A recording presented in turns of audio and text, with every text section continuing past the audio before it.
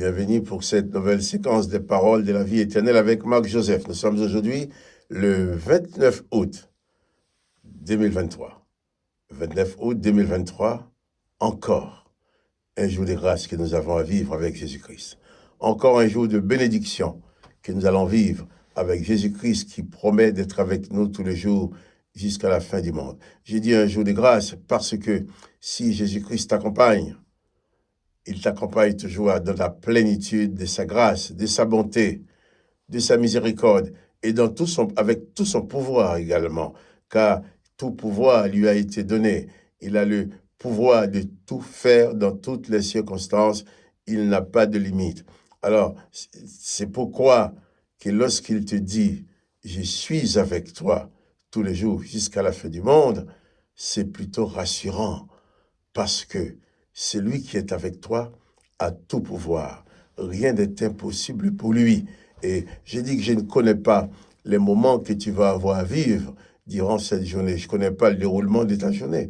Je ne connais pas les oppositions que tu vas rencontrer. Je ne connais pas les difficultés que tu auras à surmonter. Mais je connais une chose, je sais une chose, j'ai cette certitude, c'est que Jésus-Christ est avec toi aujourd'hui. Donc, pas de panique, pas de terreur, pas de déprime. Ça ne sert à rien de paniquer, ça ne sert à rien de tomber dans la dépression à cause des difficultés. Il faut savoir élever ton âme vers Jésus-Christ, sachant que ces difficultés que tu n'arrives pas à surmonter tout seul, lui, il va t'aider à les surmonter. Et c'est lui qui promet d'être avec toi, parce qu'il veut être avec toi. Maintenant, toi, veux-tu être avec lui? Veux-tu qu'il soit toujours avec toi? Je souhaite que tu comprends, que tu parviennes à comprendre cette nécessité d'avoir la divine présence de Jésus-Christ, cette bienfaisante présence dans ta vie à chaque instant, et que tu en sois surtout conscient. Parce que quand on sait que le Tout-Puissant est avec soi, quand on sait que Jésus-Christ, dans sa toute-puissance, dans son amour, dans sa bonté, sa miséricorde, dans ses compassions, est avec toi. Et ses comportements, sa présence, c'est une présence qui t'est favorable. Alors, tu peux être rassuré en toutes choses. Donc, quand tu te lèves le matin, réalise surtout que Jésus-Christ est avec toi. Élève ton âme vers lui. Entre dans cette communion avec lui pour vivre ta journée, en sorte que tu puisses la vivre dans la paix. Et je répéterai tous les jours, je viendrai chaque matin te le dire, Jésus-Christ est avec toi tous les jours jusqu'à la fin du monde, et particulièrement ce jour, il est avec toi. Il y a beaucoup de personnes qui l'ignorent et qui vivent seuls comme un lapin dans le désert, quoi. N'importe qui peut tirer dessus. Un lapin dans la savane. Non, ce n'est pas le cas pour toi. Si Jésus-Christ est avec toi, tu as sa protection. Et quand il y a le danger, il peut avoir du danger, mais il saura te protéger. Il peut avoir des difficultés à surmonter, mais il saura te garder et t'aider à prendre la bonne décision. Jésus-Christ te dit encore, je le répète, je suis avec toi tous les jours jusqu'à la fin du monde. Et pour pouvoir le dire aux autres, aide-moi à le dire aux autres, encore à plus de monde, en cliquant sur cette vidéo, en likant cette vidéo avec le pouce, là, si tu aimes, un petit coup de pouce, pour permettre aux autres aussi d'entendre cette vidéo. Parce que plus vous allez dire que vous aimez, plus cette vidéo va être proposée à d'autres personnes. Que le nom du Seigneur Jésus soit béni, que toi aussi tu sois béni. Mais souviens-toi et n'oublie pas que tu n'as pas de raison de déprimer et de paniquer, car Jésus-Christ est avec toi. Je vais continuer avec toi la lecture de l'Évangile de Marc, chapitre 14, nous étions. Je vais lire ces passages à partir du verset 10. Nous avons lu, d'une part, hier, cette femme qui avait cassé, qui avait versé, je dirais plutôt, son parfum sur la tête de Jésus, et que les gens étaient indignés de cela. Et Jésus avait dit à ces gens-là, partout où cette bonne nouvelle sera annoncé. On parlera de cette femme. La preuve, on en parle maintenant. Mais on va lire un texte encore un peu plus. Il s'agit de Judas qui trahit Jésus. Là, c'est un point assez difficile pour Judas et même pour nous aussi à comprendre. Judas, verset 10, Marc 14, verset 12, verset 10. Judas Iscariote,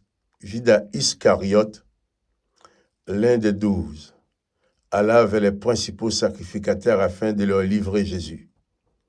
Après l'avoir entendu, ils furent dans la joie et promirent de lui donner de l'argent. Judas cherchait une occasion favorable pour livrer Jésus. Voilà. Judas, qui était avec Jésus, mais qui a eu cette lourde mission de trahir Jésus pour le livrer au sacrificateur. J'ai eu cette lourde mission, c'est peut-être difficile à comprendre, mais ce que Judas a fait, il fallait quelqu'un pour le faire. Et le texte nous dit, lorsque ces sacrificateurs qui voulaient tuer Jésus, a compris que Judas voulait trahir son maître, ils étaient dans la joie. Voilà. Des hommes qui sont censés conduire un peuple dans le bon chemin se trouvent dans la joie parce qu'il va avoir une trahison. Ils firent dans la joie, les textes nous disent, et promis de donner l'argent à Judas. Donc, ils veulent tuer Jésus. Ils ne peuvent pas surprendre Jésus en faute pour l'accuser et le condamner. Ils trouvent Judas qui marchait avec Jésus, qui vient leur expliquer qu'il peut leur livrer Jésus. Alors ils sont dans la joie de pouvoir tuer quelqu'un, dans la joie de pouvoir tuer celui qui a fait tant de bien au peuple. Il fuit dans la joie. Alors il promet à Judas, si tu commets vraiment ces trahisons, eh bien, nous allons te payer. On va te payer pour faire le mal. On va te payer pour trahir celui qui te fait confiance. On va te payer pour trahir celui qui a fait tant de bien au peuple. Il fut dans la joie. Et il promet à Judas de lui donner de l'argent. Et à partir de ce moment-là, Judas cherchait une occasion favorable pour livrer Jésus. Je vais souligner, Judas n'était pas le plus mauvais des disciples, ni le plus bon non plus.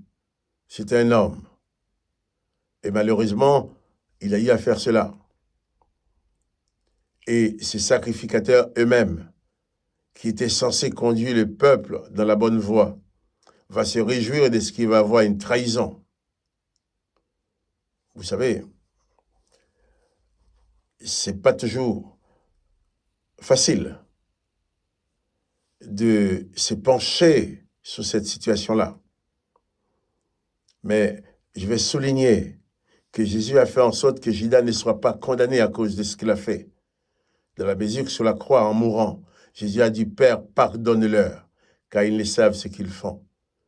Et là, Judas va comploter avec les sacrificateurs qui veulent tuer Jésus pour le livrer. Il donne de l'argent à Judas. Et nous aussi, quelquefois, nous pouvons avoir des gens qui sont proches de nous, qui nous trahissent. Des gens proches de nous, des gens à qui on a fait confiance. Des gens à qui nous donnons toute notre confiance et nous découvrons que c'est quelqu'un qui nous trahit. Alors on va dire, mais c'est pas possible, pourquoi il me fait ça? Et si nous ne faisons pas attention, nous pouvons être amenés à détester ces personnes jusqu'à la mort, jusqu'à vouloir les voir disparaître, parce qu'il nous a trahis, on lui a fait confiance. Ce n'est pas le cas pour Jésus. Jésus savait que Judas allait le livrer. Il a même dit à Judas, et nous le verrons dans une autre partie du texte, ce que tu vas faire, fais-le. Jésus savait ce que faisait Judas, il savait ce qu'allait faire Judas, il ne l'a pas empêché de le faire. Parce que l'heure était arrivée, il fallait que Jésus s'en aille. Il fallait que Jésus soit mis à mort par les sacrificateurs, par les religieux, par les serviteurs de l'Éternel, qui ne supportaient pas que Jésus-Christ apporte au peuple les paroles de la vie éternelle. Tandis que l'Éternel, les armées avait dit, empêchons-les de vivre éternellement. Jésus dit, celui qui croit en moi vivra éternellement. L'Éternel les armées avait dit, je détruirai l'homme que j'ai créé. Et Jésus dit, je les ressusciterai. Et les serviteurs de l'Éternel ne pouvaient pas admettre ça. Quelqu'un qui vient contredire les actes et les actions et les paroles de l'Éternel. Et il y avait Judas pas mieux pour le trahir. Et ils étaient dans la joie parce qu'il va avoir l'occasion de tuer le maître. Nous ne devons pas nous réjouir d'une trahison. Même si cette trahison allait arranger nos affaires, nous ne devons pas nous réjouir de la fidélité, de la vérité. Et c'est pour te dire, si Jésus lui-même a été trahi, lui qui n'avait jamais rien fait de mal, si moi aujourd'hui j'ai un ami qui m'est trahi, c'est encore moins grave. Puisque moi, de ma vie, je ne peux pas dire que j'ai tout fait parfaitement. Je ne peux pas dire que j'ai tout réussi dans ma vie. Je ne peux pas dire que je n'ai commis aucune erreur. Non, c'est pas vrai. J'ai commis des erreurs comme tout le monde. Mais seulement, quand je découvre que j'ai commis une erreur, je répare. Je demande pardon à Dieu. Si j'ai fait du tort à quelqu'un, je répare le tort. Car je ne l'ai fait pas volontairement. Judas a commis cette erreur, a commis cette faute grave de trahir les maîtres. Mais c'est lui qui nous a trahis. Même si nous n'allons pas encore nous livrer à lui pour qu'il nous trahisse une autre fois, nous ne devons pas le détester, le haïr. Nous ne devons pas chercher à lui faire du mal. Nous devons faire comme Jésus, qui a pardonné à Judas, de dire, eh bien, Père, pardonne-leur. Jésus a dit, Père, pardonne-leur. Et dans tous ces gens, pour qui Jésus a demandé pardon, Judas y était. Donc ne soyons pas de ceux qui nourrissent de la haine pour ceux qui nous trahissent, ceux qui nous font du mal. Soyons plutôt de ceux qui pardonnent, qui continuent quand même à aimer, tout en étant prudents, bien sûr, mais on peut continuer à aimer la personne. En sorte que nous puissions vivre à l'image de Jésus-Christ, que nous puissions lui ressembler, car Jésus-Christ a pardonné à Judas. Que le nom de Jésus soit béni. Et que toi aussi, tu sois béni. Mais souviens-toi et n'oublie pas, ce jour est un jour de grâce et de bénédiction pour toi, parce que Jésus-Christ t'accompagne, il est avec toi, il ne t'abandonnera jamais. Alors, nous avons de bonnes raisons de glorifier le nom de Jésus-Christ. Que le nom de Jésus-Christ soit béni, et que toi aussi, tu sois béni. Quant à moi, Marc-Joseph, je te dis bien, à demain, pour une nouvelle séquence de paroles de la vie éternelle. Mais n'oublie pas les petits coups de pouce, pour liker la vidéo, pour dire que tu aimes, afin qu'elle soit proposée à d'autres personnes. Sois donc béni, et à demain.